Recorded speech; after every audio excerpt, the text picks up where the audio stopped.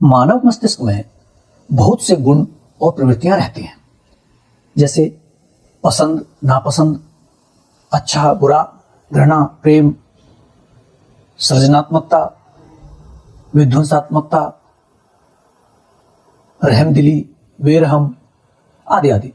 मस्तिष्क इन सब के अलावा बहुत से गुणों का समुच्चय होता है। कुछ मस्तिष्कों में किसी एक गुण का वर्चस्व होता है, तो कुछ में दूसरे गुणों की प्रधानता नजर आती है। किसी व्यक्ति के प्रधान गुण काफी हद तक उसके परिवेश, प्रशिक्षण, सहयोगियों और खास तौर पर उसके विचारों से तय होते हैं। मानव मस्तिष्क के गुण तभी जीवित रह सकते हैं जब उन्हें पोषण दिया जाए और उनका इस्तेमाल किया जाए। पोषण और इस्तेमाल का नियम पूरी सृष्टि में लागू है। यह हर उस चीज पर लागू है जो जीवित है और विकास करती है, जिसका पुनर्निर्माण होता है। जिस किसी जीवित चीज को पोषण नहीं मिलता है, वह शनै शनै मरने लगती है। मस्तिष्क में किसी गुण का विकास करने का एकमात्र तरीका यह है कि उस पर ध्यान केंद्रित कर उसके बारे में सोचा जाए और उसका इस्तेमाल किया जाए। मस्तिष्क की बुरी प्रवृत्तियों को खत्म करने का तरीका यह है कि उनका उपयोग न किया जाए। इस सिद्धांत को जीवन में उतारने से आप अपने अतीत की विफलता को सफलता में बदल सकते हैं और जीवन में जो चाहें वह खुशी प्राप्त करने के मार्ग पर आगे बढ़ सकते हैं। वर्तमान समय उस इंसान का नहीं है जो नफरत, क्रोध, ईर्ष्या आदि से काम करता है।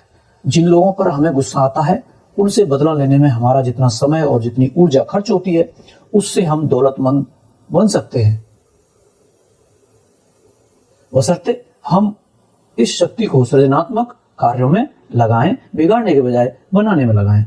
आम आदमी ऐसी ही निरर्थक विनाशकारी कोशिशों में अपनी 3/4 जिंदगी बिता देता है।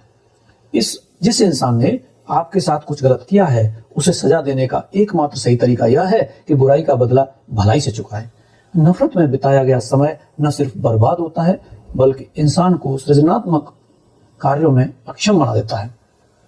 वह इंसान सौभाग्यशाली है जो इतना समझदार है कि असहिष्णुता, स्वार्थ, लोभ और ओछी ईर्ष्याओं के ऊपर उठ चुका है। ऐसी क्षुद्र भावनाएं आत्मा के बेहतर आवेगों को मिटा देती हैं और हृदय को हिंसा की ओर धकेल देती हैं। क्रोध से किसी इंसान को आज तक कोई लाभ नहीं हुआ है। महान आत्माएं आत्म तौर पर उन इंसानों में होती हैं जो जल्दी क्रोधित नहीं होते हैं और लोगों को नुकसान पहुंचाने को कभी कोशिश ही नहीं करते।